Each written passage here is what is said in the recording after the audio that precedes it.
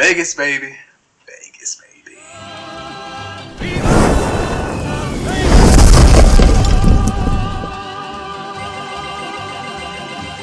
Vegas, baby. Vegas! Yo, Vegas, baby. Yo, Vegas, baby. This is the segment where we go over the good, the bad, and the ugly of the past week and the betting lines in the NBA, NFL, and whatever else we can fucking bet on at today. And me being the mathematician that I am, I definitely think that I should be better at picking these games.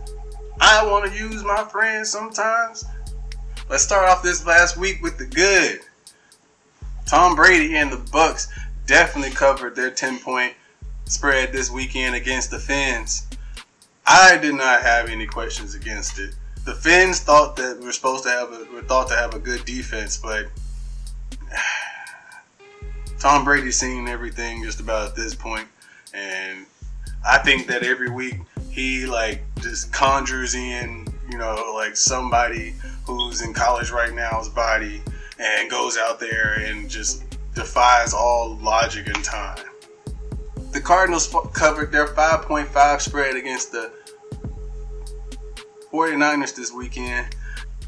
Kyler Murray looking like the MVP once again, going all up and down the field. You would like to see them score more, but the fact that they held Trey Lance to only 10 points, it definitely was a good game for their defense. Didn't give up too much, not knowing exactly what you want to get from a rookie quarterback's first true start. And offense kept them did just enough to keep them in the game. I feel like Kyler Murray's still on point to being MVP this season. Shout out to Dan Campbell and those damn Lions this weekend. They were a plus 10 underdog against the Vikings.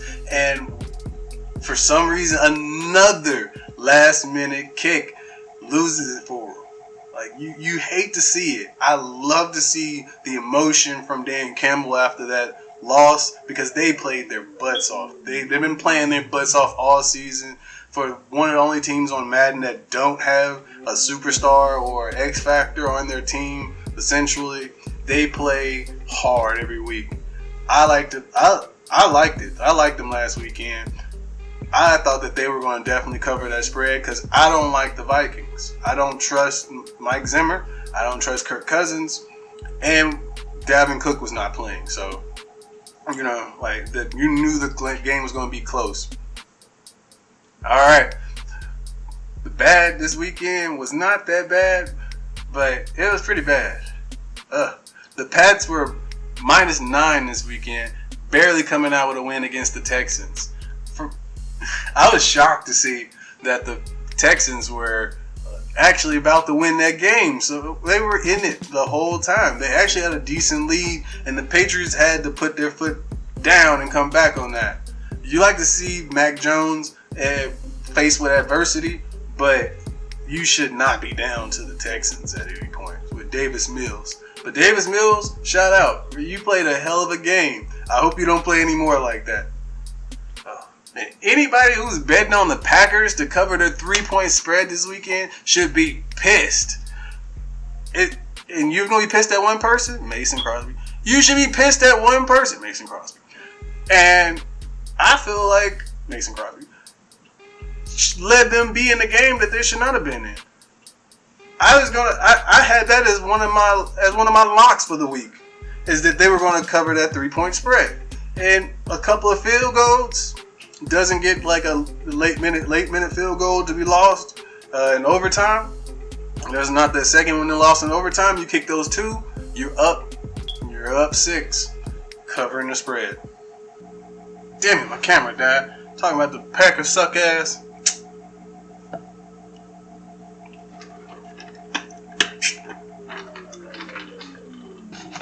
Alright, to get out of the bad category, I definitely got to put the Chiefs in there for obvious reasons. That defense looked terrible.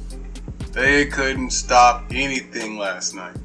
But we knew that going in, they didn't have the money. You got to pay Tyreek Hill. You got to pay Chris Jones. You got to pay Travis Kelce. And Pat Mahomes got $500 million.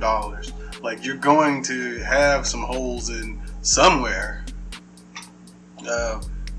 You just knew that they were not going to cover that 7.5 point spread, but it shouldn't have been as bad as it was. I think that the Chiefs have a long road ahead of them going forward, and as a Titans fan, you love to see it.